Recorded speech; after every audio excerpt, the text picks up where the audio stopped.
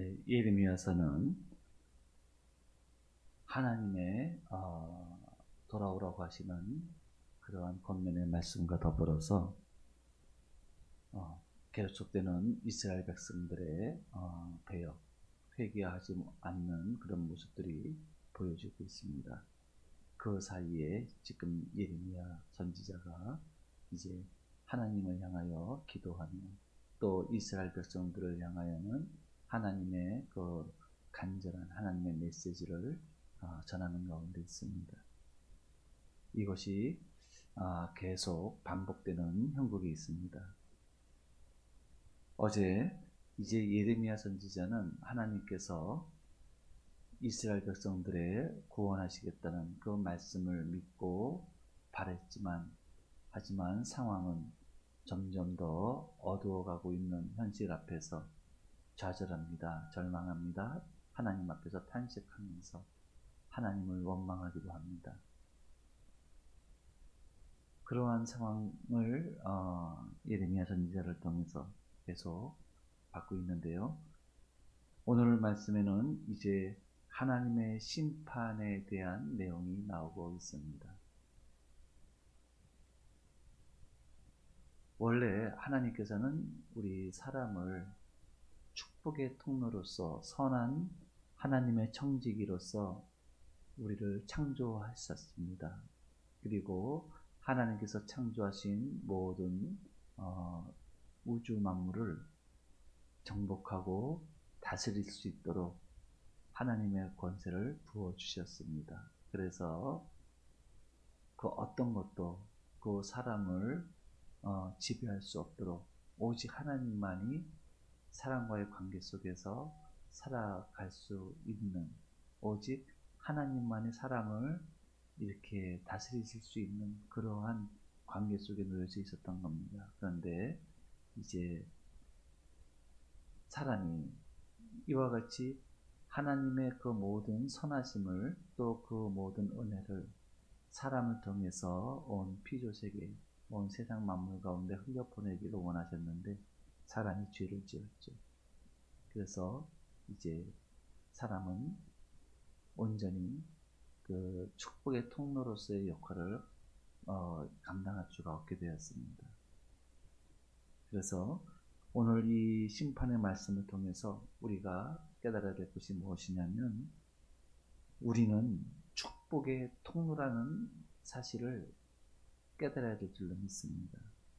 만일 축복의 통로로서 온전하지 못하면 그 땅이 고통 가운데 신음할 수밖에 없습니다. 축복의 통로가 죄로 더럽혀지고 망가지면 그 통로로 흘러가는 것은 복이 아니라 재앙이기 때문에 그렇습니다. 그래서 하나님께서는 좀처럼 회개하지 못하는 이스라엘 백성들을 향해서 이제 심판을 말씀하고 계시는 겁니다. 그래서 이 심판과 더불어서 또한 심판의 목적이 무엇인지에 대해서도 우리가 오늘 이 아침에 살펴보기를 원하는 겁니다. 예레미야서 오늘 본문 4장 11절의 말씀, 11절과 12절의 말씀을 보시면 여기서 이제 그 벌겋 뜨거운 바람, 광야에 있는 헐벗은 산에서 내 딸에게 불어온다 이렇게 말씀하고 계십니다. 그러니까 11절에서는 뜨거운 바람이 불어온다고 말씀하셨고 12절에서는 더 강한 바람이 이제 이스라엘 백성들에게 불어올 것이다 이렇게 말씀하고 계십니다. 이 바람은 곧 회오리 바람 같은 바벨론 군대의 병거요, 또한 독수리보다 빠르고 민첩한 말들의 내달림으로 인해서 유다 땅이 완전히 멸망하게 될 것이라는 사실을 지금 말씀하고 계시는 거죠. 여러분, 이런 상황이 되면 땅이 어떻게 되겠습니까? 바벨론이라고 하는 민족은 굉장히 포악하고 잔인한 민족입니다. 그리고 굉장히 강력한 민족입니다. 그런 민족이 이스라엘 민족을 만약에 공격을 하게 된다면 이스라엘은 이 민족을 감당할 수가 없는 거죠. 그리고 철저하게 예루살렘을 비롯한 이스라엘, 유다 땅은 황폐하게 될 수밖에 없게 되는 것입니다. 그렇습니다. 그렇기 때문에 하나님께서는 이 바벨론이라고 하는 포악한 이 바람, 뜨거운 바람이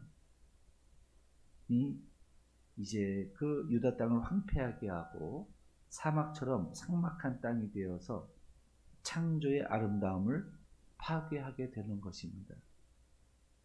즉 유다 땅이 이스라엘 백성들의 죄악으로 재앙이 임하게 될 거라고 하는 사실입니다. 심판입니다.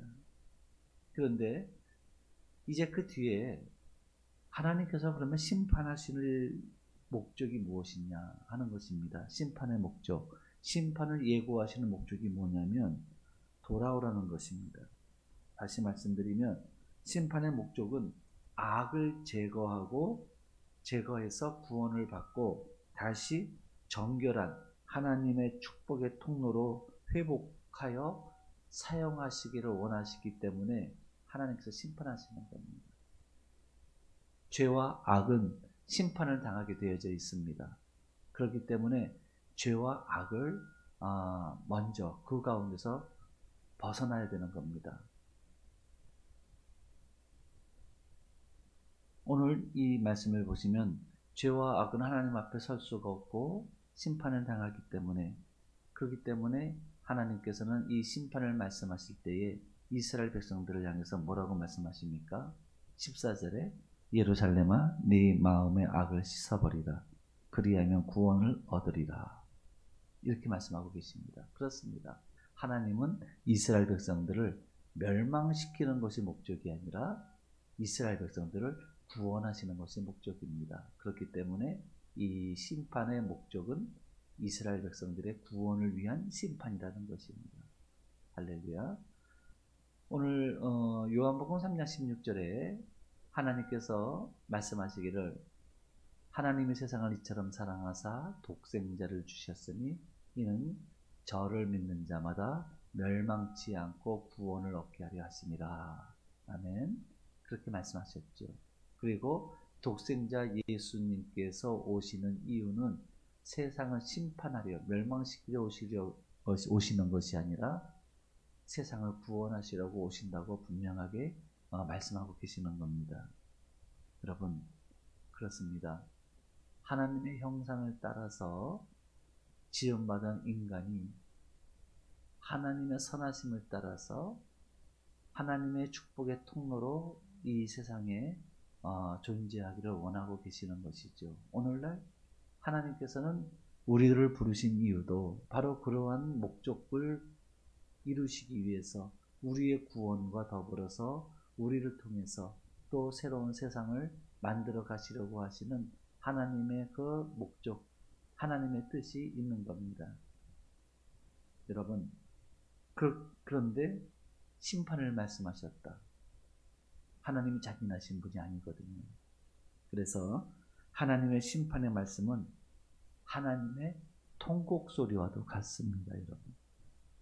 그러하기에 예레미야를 통해서 선포되는 심판의 말씀은 하나님의 그 놀라운 지극한 사랑의 역설적인 표현인 것입니다. 하나님께서는 이스라엘 백성들이 다시 회복해서 하나님의 택하신 축복의 통로로 쓰시기를 간절히 소망하고 계시는 겁니다. 자, 우리 사람이 또 성도가 하나님의 축복의 통로라는 사실, 그것을 어떻게 우리가 알 수 있냐면 로마서 8장 19절로 22절에 피조물에 고대하는 바는 하나님의 아들들에 나타나는 것이니 피조물이 허무한데 굴복하는 것은 자기 뜻이 아니요 오직 굴복해 하신 이로 말미암음이라. 그 바라는 것은 피조물도 썩어짐의 종노릇한 데서 해방되어 하나님의 자녀들의 영광의 자유에 이르는 것이니라. 피조물이 다 이제까지 함께 탄식하며 함께 고통하는 것을 우리가 아나니. 그렇습니다. 피조물이 다 이제까지 함께 탄식하며 함께 고통한다. 그런데 이제 피조물은 하나님의 아들들이 나타나는 것을 아주 고대하고 있다. 이렇게 말씀하고 있죠. 그렇습니다. 바로 이러한 하나님의 아들들, 하나님의 자녀된 자들, 바로 누굽니까? 우리들 아니겠습니까? 그럼 우리들은 어떻게 살아야 되겠습니까? 바로 축복의 통로라는 사실을 깨닫고 살아야 되지 않겠습니까? 오늘 하나님께서는 예레미야 선지자를 통해서 심판을 말씀하고 계시는데 그 심판이 곧 심판에 멸망하기 직전에 다시 회복되어져서 하나님의 통로로 살아가라고 하시는 하나님의 간절한 마음이 오늘 14절에 내 마음의 악을 씻어버리라는 말씀으로 잘 나타나고 있습니다. 그렇습니다. 성도 여러분, 오늘 하루를 살면서 우리는 하나님의 축복의 통로라는 사실을 깨닫고 하나님의 복이 우리를 통해서 온전히 흘러갈 수 있도록 죄와 싸워 이기고 죄를 버리고 그리고 복된 승리의 하루를 보내야 할 줄로 믿습니다. 할렐루야. 오늘도 주님의 이름으로 축복합니다. 기도하겠습니다.